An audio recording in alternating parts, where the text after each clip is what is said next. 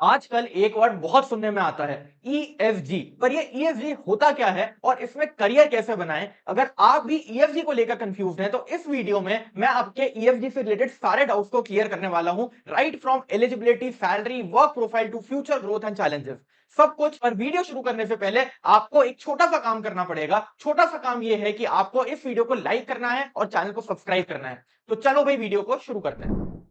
सबसे पहले बेसिक समझते हैं व्हाट इज ईएसजी। ईएसजी का फुल फॉर्म है एनवायरमेंटल, सोशल एंड गवर्नेंस। और ये तीन पिलर्स हैं जो किसी भी कंपनी के एथिकल और सस्टेनेबल प्रैक्टिसेस को मेजर करते हैं। नंबर वन, एनवायरमेंटल का मतलब है कि कंपनी एनवायरमेंट को कितना प्रोटेक्ट कर रही है, पोल्यूशन कम करने के लिए क्या मेजर्स कर रही है, क्लाइमेट चेंज को कंट्रोल में करने के लिए क्या मेजर्स कर रही है, रिन्यूएबल एनर्जी सोर्सेज डेवलप करने के लिए क्या कर रही है, etcetera etcetera. Number two, social. Social focuses on human aspects जैसे कि employees, communities, diversity and inclusion. और नंबर थ्री पर आता है गवर्नेंस। गवर्नेंस का मतलब है लीडरशिप पॉलिसीज, ट्रांसपेरेंसी और ethical decision making. Real life example है टेस्ला। टेस्ला ने क्लीन एनर्जी व्हीकल्स के थ्रू एनवायरमेंटल इंपैक्ट को प्रायोरिटी बनाया है, इसलिए उनका ईएसजी स्कोर बहुत हाई है। ईएसजी इन्वेस्टर्स के लिए भी बहुत इंपॉर्टेंट हो गया है। आजकल लोग सिर्फ प्रॉफिट नहीं देखते, वो ये भी देखते हैं कि कंपनी प्लैनेट और लोगों को ध्यान में रख के बिजनेस कर रही है या नहीं। इन्वेस्टर्स का कॉन्फिडेंस अब ईएसजी रिपोर्ट्स पे डिपेंड करने लगा है। अब बात करते हैं एलिजिबिलिटी की एंड ये किन के लिए सूटेबल है। ईएसजी फील्ड काफी डाइवर्स है। इस फील्ड में डिफरेंट बैकग्राउंड्स के लोग आ सकते हैं, जैसे कि graduates from commerce, economics, business studies, environmental science और sustainability. Professionals holding degrees like CA, MBA, CFA and specialised ESG certification भी काफी हेल्पफुल हो सकती हैं। अगर आप फाइनेंस, इन्वेस्टमेंट या वेल्थ मैनेजमेंट में हैं तो ईएसजी का सर्टिफिकेशन एक गोल्ड माइन बन सकता है। एक फाइनेंस प्रोफेशनल जिसे ईएसजी भी समझ आता है, सोचो उसकी वैल्यू तो मार्केट में कितनी बढ़ जाएगी। क्योंकि अब कंपनीज ट्रांसपेरेंसी मेंटेन करना चाहती हैं एंड दे वांट कि उनका ईएसजी डेटा प्रॉपर्ली रिपोर्ट हो, इसलिए ईएसजी प्रोफेशनल्स की बहुत डिमांड है। और मजे की बात यह है कि फ्रेशर्स और एक्सपीरियंस प्रोफेशनल्स दोनों के लिए यह फील्ड ओपन है। सूटेबिलिटी की बात करें तो यह करियर उनके लिए परफेक्ट है जो एनालिटिकल थिंकर्स हैं, एनवायरमेंटल और सोशल कॉजेस के लिए पैशन रखते हैं, strategic and data driven decision making में इंटरेस्ट रखते हैं। अब आप सोच रहे होंगे कि ईएसजी प्रोफेशनल्स का काम एक्चुअल में होता क्या है, what kind of work ESG professionals actually do. तो ईएसजी में थ्री मेजर रोल्स होते हैं। Number one, ESG analyst. Companies की ईएसजी रिपोर्ट्स को एनालाइज करना और डेटा गैदर करना इनका काम है। इनका काम होता है कंपनी के नॉन फाइनेंशियल एलिमेंट्स एनालाइज करना। मतलब ये देखना कि फ्यूचर रिस्क कैसे कम किया जा सकता है, जैसे carbon emissions, policies and growth projections का analysis. Number two, sustainability consultants, जिनका मेन रोल होता है ऑर्गेनाइजेशन को सस्टेनेबल प्रैक्टिसेस अडॉप्ट करने में हेल्प करना। और नंबर थ्री पे आते हैं ईएसजी मैनेजर्स, जिनका काम होता है स्ट्रैटेजी डिजाइन करना जिससे कंपनी अपने ईएसजी गोल्स अचीव कर सके। For example, HDFC bank recently committed to financing sustainable projects worth $1 billion to promote clean energy. अब बात करते हैं ईएसजी ऑडिट के बारे में। ईएसजी ऑडिट, हाँ जी, जैसे फाइनेंशियल स्टेटमेंट्स के लिए फाइनेंशियल ऑडिट होती है, वैसे ईएसजी रिपोर्ट्स के लिए ईएसजी ऑडिट होती है। ईएसजी ऑडिट एक प्रोसेस है जिसमें एक कंपनी के ईएसजी डिस्क्लोजर्स की एक्यूरेसी, कंप्लीटनेस और रिलायबिलिटी को वेरीफाई करते हैं। सिंपल टर्म्स में ये एक इंडिपेंडेंट असेसमेंट होती है जो ऑडिटर्स या एश्योरेंस प्रोवाइडर्स करते हैं ताकि ये चेक हो सके कि कंपनी अपने ईएसजी कमिटमेंट फुलफिल कर रही है या नहीं। ईएसजी ऑडिट का मेन रोल क्या है? स्टेक होल्डर्स जैसे इन्वेस्टर्स, रेगुलेटर्स और पब्लिक को ये एश्योरेंस देना कि कंपनी का ईएसजी रिपोर्टिंग ट्रांसपेरेंट और क्रेडिबल है। अब आपको ईएसजी ऑडिट्स के मेन रोल्स के बारे में बताता हूं। Number one, ensuring accuracy and reliability. सबसे पहले ईएसजी ऑडिट्स इंश्योर करते हैं कि जो भी डेटा रिपोर्ट हो रहा है, जैसे मेट्रिक्स, टारगेट्स और इनिशिएटिव्स, वो बिल्कुल सही है। इंडिपेंडेंट वैलिडेशन से स्टेक होल्डर्स का ट्रस्ट बिल्ड होता है।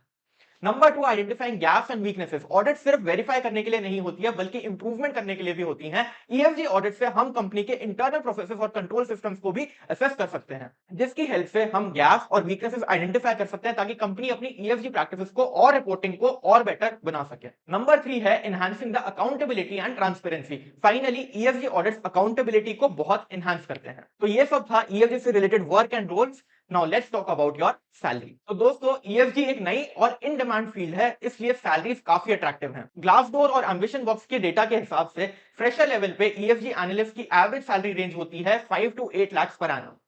5 to 7 इयर्स के एक्सपीरियंस के बाद ईएसजी मैनेजर्स की salary range 20 to 30 lakh per annum तक पहुंच जाती है। टॉप टियर रोल्स में like chief sustainability officers salaries 50 lakh per annum तक भी जा सकती हैं। चलो अब मैं आपको एक रियल लाइफ ईएसजी रिपोर्ट दिखाता हूं और बताता हूं किन एरियाज पर आपको फोकस करना है जब आप खुद से ईएसजी रिपोर्ट प्रिपेयर करेंगे या फिर जब आप ईएसजी ऑडिट करेंगे। ये है इन्फोसिस की ईएसजी रिपोर्ट। ये 69 पेजेस की रिपोर्ट है। इसमें हम इंपॉर्टेंट एरियाज देखते हैं। आ जाओ। ये रिपोर्ट आपको डाउनलोड करनी है तो आप चेक कर सकते हो डिस्क्रिप्शन ऑफ द वीडियो, वहां पे आपको इसका लिंक मिल जाएगा।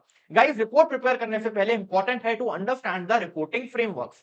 Let's first discuss the common standards to follow. So report बनाने से पहले you will have to familiarize yourself with frameworks like GRI, Global Reporting Initiative, SASB, Sustainability Accounting Standards Board, and TCFD, Task Force on Climate Related Financial Disclosures.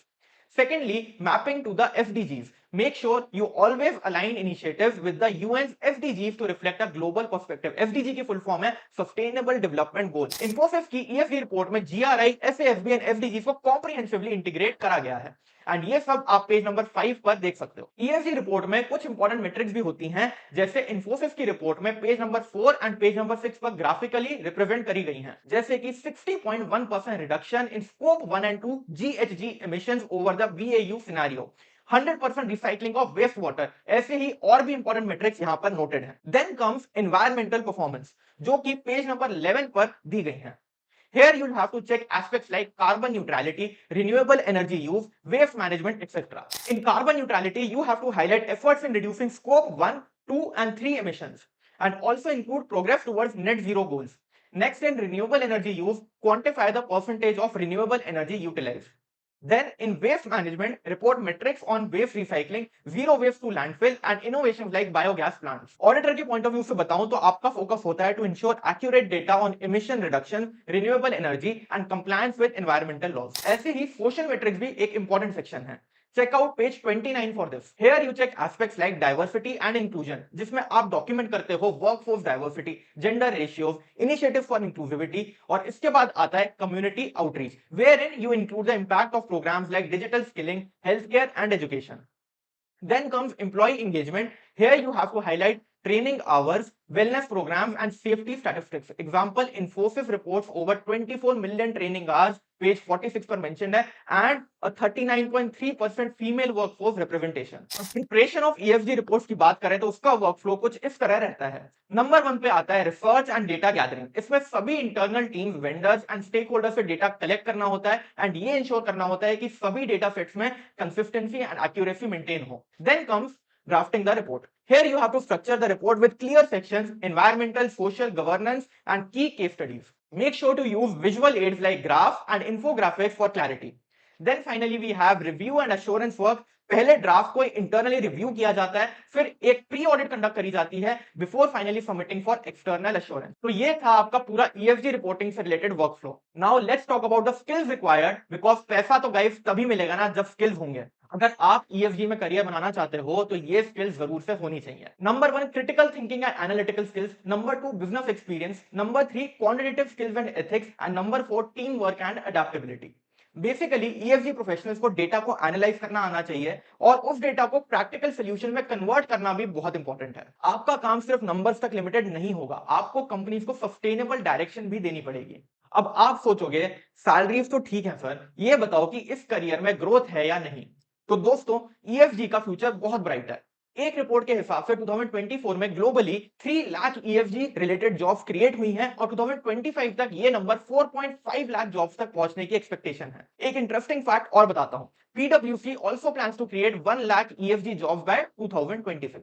Global organisations और government दोनों EFG को एक mandatory practice बना रहे हैं, तो career growth तो definitely guaranteed है। Now let's talk about the companies that hire EFG professionals. तो गाइस, बड़ी कंपनीज और MNCs एक्टिवली EFG रोल्स के लिए हायर करती हैं, जैसे कि Deloitte, PwC, EY, KPMG EFG consulting के लिए हायर करती हैं। अडानी ग्रुप, रिलायंस इंडस्ट्रीज जैसी कंपनी सस्टेनेबिलिटी प्रोजेक्ट्स के लिए हायर करती हैं और banks like HDFC, ICICI green finance और EFG रिपोर्टिंग रोल्स के लिए हायर करते हैं। गाइस, अब तक हमने EFG है क्या ये समझ लिया, EFG प्रोफेशनल्स क्या काम करते हैं ये भी समझ लिया, उनको कितनी सैलरीज मिलती हैं, कौन सी टॉप कंपनीज हायर करती हैं ये भी समझ लिया। अब आप सोच रहे होंगे सब अच्छा ही है क्या इस प्रोफेशन में, कोई चैलेंजेस नहीं है क्या, कोई प्रॉब्लम्स तो होंगी। तो guys, thinking bridge YouTube channel पर हम आपको रियलिस्टिक इंडस्ट्री इनसाइट्स देते हैं। ईएफजी प्रोफेशन के सारे प्रोस तो मैंने बता दिए, अब कॉन्स की भी बात करता हूं। हर करियर की तरह ईएफजी करियर में भी कुछ चैलेंजेस हैं, जैसे कि कॉन्स्टेंटली चेंजिंग ईएफजी रेगुलेशंस को आपको समझना पड़ेगा, एक्यूरेट डेटा रिपोर्टिंग और कंप्लायंस इंश्योर करना पड़ेगा,